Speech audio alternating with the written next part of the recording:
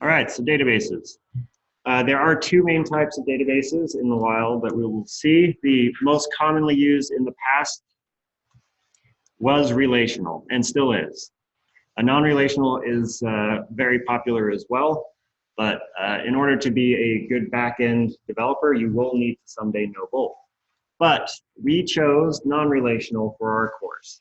For one main reason, the barrier to entry is a little lower. It's easier to consume quickly and learn how to use because it's JavaScript oriented, it's object oriented, and it's using JSON all the time. It's easier to grasp out of the gate, where relational is more like an Excel spreadsheet. This is things like SQL or Postgres. They're all just SQL-based database frameworks. So in relational, we orient our data in tables. And if you think Excel spreadsheet, that is what it is.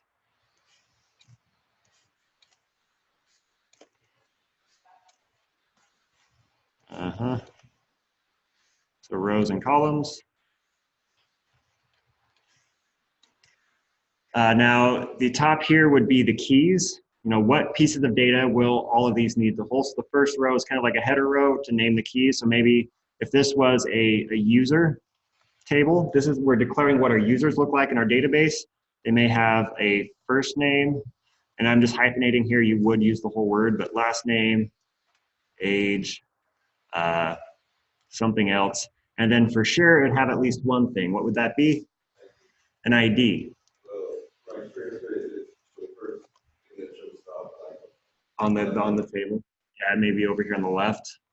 In SQL, this is referred to as a primary key.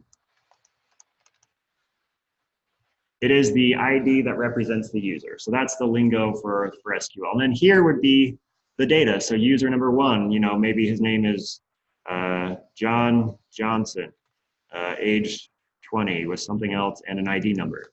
And then we have Betty Lou, which is also 30 and something and an ID number. Now with SQL, out of the box, it is rigid, meaning you cannot leave a cell unfilled. So if, let's say, a third user signed up on the site, his name is Steve something, but didn't give us his age, we can't leave this cell blank. SQL enforces this by default because we don't want to have objects that look different than other objects. So in here, it would have to put some placeholder value to make sure it was still filled in, something like null. And this is how you would declare, this is what all users should look like for my program. Now there's probably many more things we'd save about our user, but this is kind of the start of the setup. Okay, let's introduce another table. Let's say this is a to-do application. So another piece of data we're wanting to save is to-dos. To-do.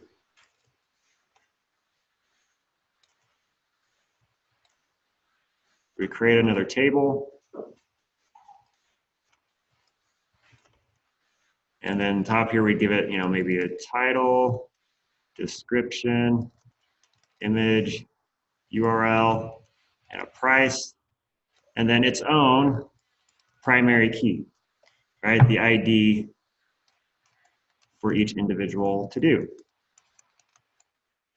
So we give them some titles, descriptions, price, and again, if there's anything left out, we still keep a placeholder in that column. So it works, and these fill out. And this is how you declare each data type with SQL. And you want to think of it as its own object. So what would every to-do need to have to function? So is there any questions up to this point, kind of basic setup of how to think about relational databases? The next point, yeah. So we would have to relate one table to another, and think about any website you log in that has user authentication. So like Instagram, for example, you log in, you can see your own images, your own profile page that no one else has access to. And then there's the public page where everyone has access to. So there has to be a way to say this user relates to certain to-dos. Like maybe let's do a different color here. Maybe this user, John Johnson, created these two to-dos. And so even though when John goes to the main to-do page or Instagram page, he can see all three of these, when he goes to his profile page, he should only see these two, right? Because the third one doesn't belong to him. So how do we relate to-do items to user items and vice versa? In SQL, they do this through something called a join table. So they make a third table with two columns.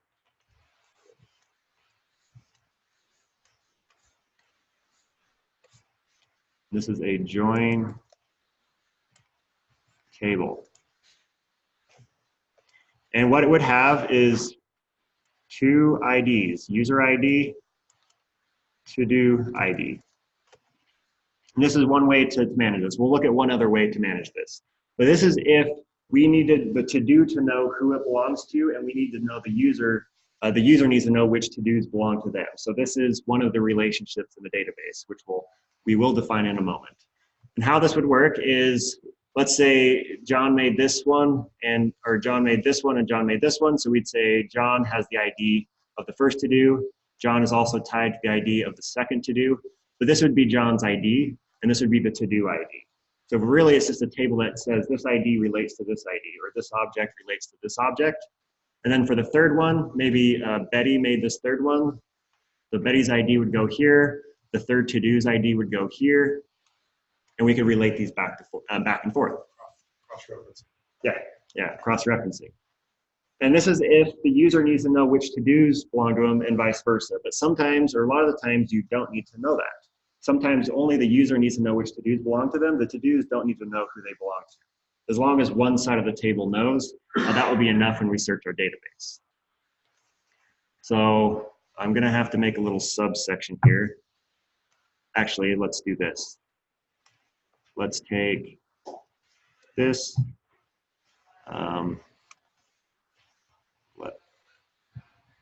Well, that's not what I wanted. Yes, it is. Let me, no. I'm trying to crop it. Trying to make it, oh, no, undo, okay. Let's just grab it. Control X, nope.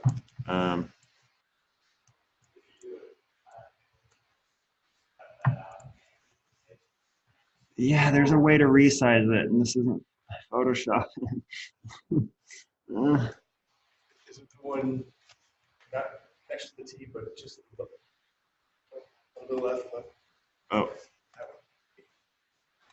Let's see. We're learning stuff. Oh, hey.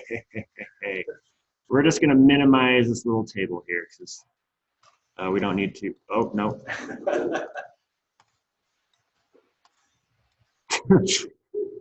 I'm telling you to move. One corner, then the other corner. Oh, there we go. There we go. There's our little join table. Sorry, it's so small, but we need more screen space. Okay. So there are three main types of relationships in the database, and this applies to both relational and non-relational. Database relationships. Aliens are here. One is 1, 2, 1. 2 is 1, 2, many. And 3 is many to many. And this is in regards to how data would relate to each other. So let's go over an example of each of these. What would they look like? So 1-to-1. What is something that a piece of data would only relate to this one item, and that one item would only relate to that other piece of data? A real world example of this. Think of you as a person. What is something that is yours that is only yours?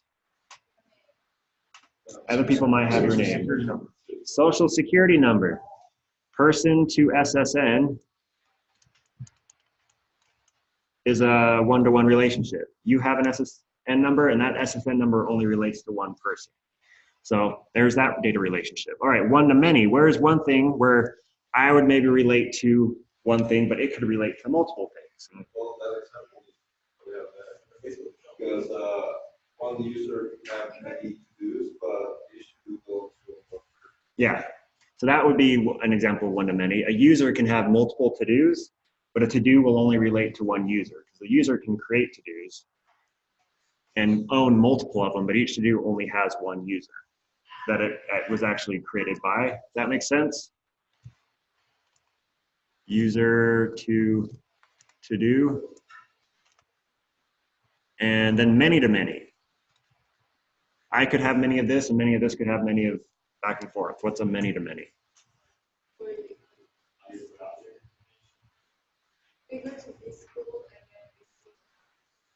Yeah, students in schools. Yeah, a school will have many students. A student could have many schools. No. How about a class in a school? Class could have many students, many, no. That's a good example, many to many, I'm blanking. Something with food. Something with food? Yeah. Do we have an example? Oh, Then you probably guys use like those examples for like packing stuff, because you have, like, one user has one account, but one user can have. how about this? Customer to product. Think Amazon. Many customers can buy the squeegee. The squeegee can be bought by many customers. They could be related that way. And that is where a joined table becomes most advantageous, is many to many. Most relationships we deal with is one to many. And this one's easy. So let's say this is a one to many relationship, right? So we actually wouldn't have used a joined table for this. What we do is we'd say which side of this is the many and which side of it is the one. User is the one, to-do is the many, because there's many to-dos for one user. So the many would get the ID of the user it belongs to. So we add another row to this, and we would add an FID, which stands for foreign ID, or foreign key, sorry. Now, foreign key is saying this is an ID of another thing in your database that this object relates to. So we would put, if John owned these two to-dos from our first table here, John's ID, this one right here, let me do a different color. This ID would be put here, and it would be put here. So that when we grab the to-do object, we know the to-do's ID, we also know the ID of the person it belongs to. And there's no reason for the user to get the to-do's ID, because it only belongs to one person. So one to manys are really nice. Always put the foreign key on the side of the many. When it gets to many, you either have to do it on both or choose either or, which makes more sense. One to one is pretty similar. One of them needs the relationship of the other, but one to many, we can always say, just put it on the many. And that way our joined table would be like, John bought product one, John also bought product two, then Betty bought product one, and Betty also bought product three, and there'd be this relationship back and forth of ID to ID. And that's where joined tables are mostly put, is the many to many. Now, we won't be using any of this, but it's good to have this insight to how relational databases are built.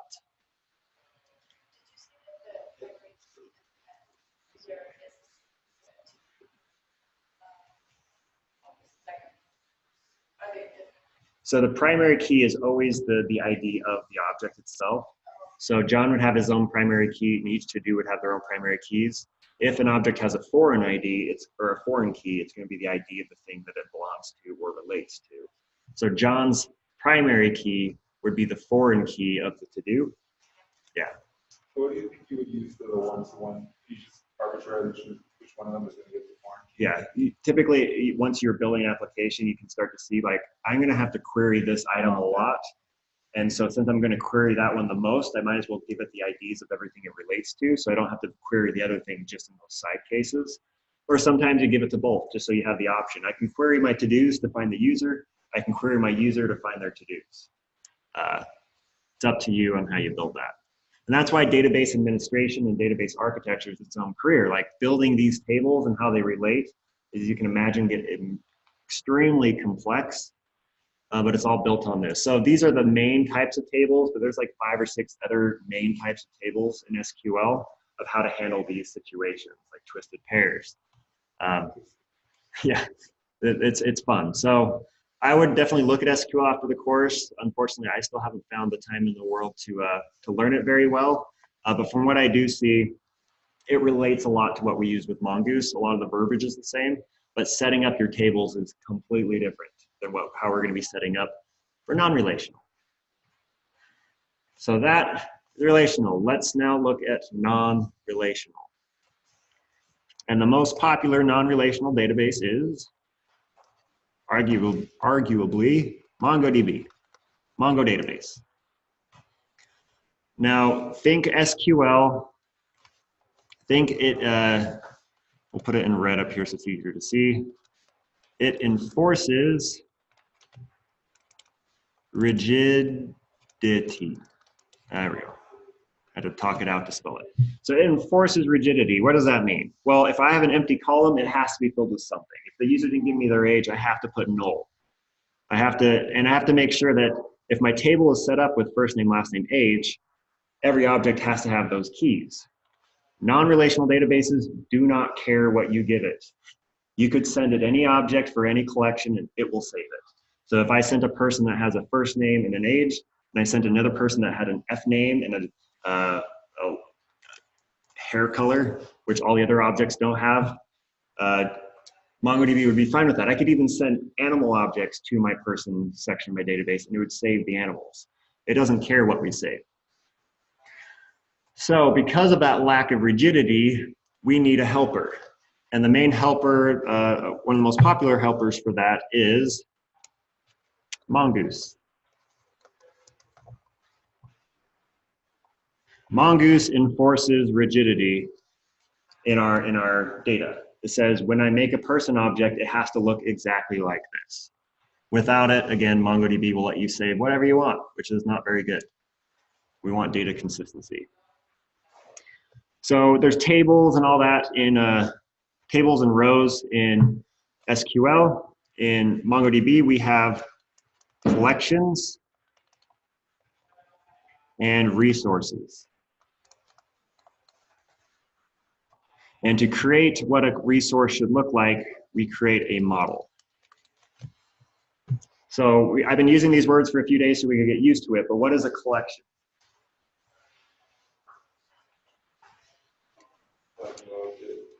Like objects in the database. So all of my to-dos will look the same. They are a single collection. What is a resource? An individual item.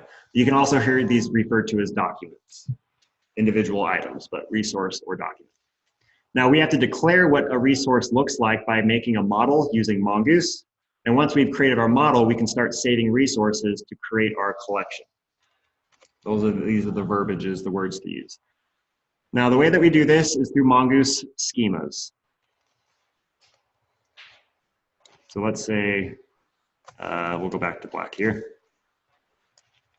Mongoose schema. And a Mongoose schema is, what does that look like? Yeah, curly brackets, I did it. Schemas are objects. We declare what the key value pairs should look like. We don't give it literal values. So let's do the same thing. Let's create our user table, but let's create it as a Mongoose schema. So we need first name, last name, age, and we're just gonna forget this column because I don't know what it was. So we would say our user schema or our user model, kind of interchangeable here, will have a fname key, and it needs to be a string. It'll also have a last name key that is also a string, and an age key that is a number. kind of like proc types. It's kind of like constructor functions. We're making the blueprint of something. We're not making literal something. We can then, after the schema is done and module.exported, we can use it to create objects like this, just like we use a constructor function, saying new person, new user, and instantiate it. So under the hood, that's really what it's doing. It's using a constructor function to generate the object. Just some nicer syntax for the backend logic here. So we'd send this in a post request. What Mongoose will give it when we save it is a _ID, which is a, it's kind of like a string. It's not a string. It looks like a string, but it's really the way that Mongoose or MongoDB refers to it is an object ID. So in SQL, it's a primary key. In MongoDB, it's an object ID. But it's the key for that object, what it represents. So our schema wouldn't have this in it, right? We're just declaring it. It's once we save it that gets actually added. We'll get rid of that. Okay. Now let's say we had our other schema, the to-do. It is also an object, another schema we would declare. And it has a title, which would be a string, and a description, something like that. String. And it would also get its own object ID.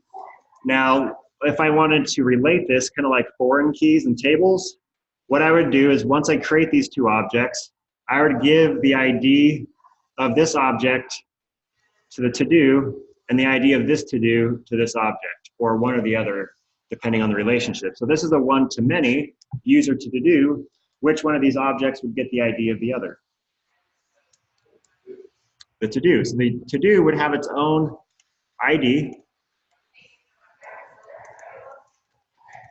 And then we'd have to make another key for this to-do. We'd maybe call it something like user, and it would also be an object ID, but it would be an object ID from a user resource in our database.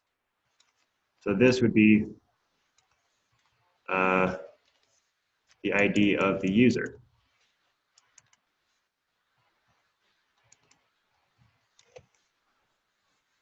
So we declare that in the schema versus declaring it in the tables.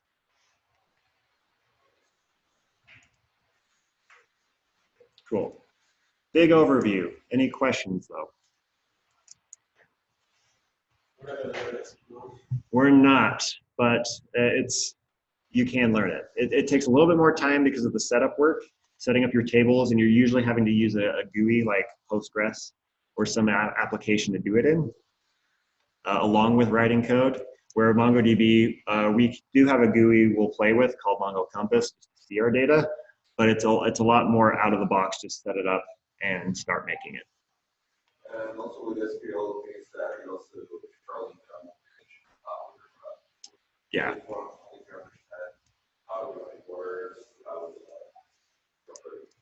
Yeah, I mean, you're going to want to know both. If you're interested in coding backend in your career, you're going to have to know both, because many companies use both depending on the portion of their website.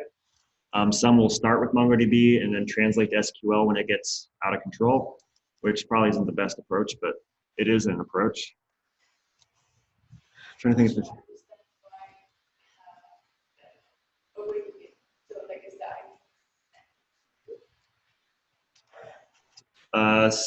So we won't declare the ID. It's when we save it using the schema that the ID is generated. For user or to do, like this ID here and here is generated when we save them in the database. And the user ID. So before the to-do was saved in the database, we'd have to say add to the to-do a .user and make it equal to the user that just sent it to you. Yeah. A schema is a blueprint. It represents what our to-do or our user object should look like. And then we use that blueprint to create users or to-dos. And we also use that blueprint to ask our database for existing users or to-dos, which we'll be doing today. But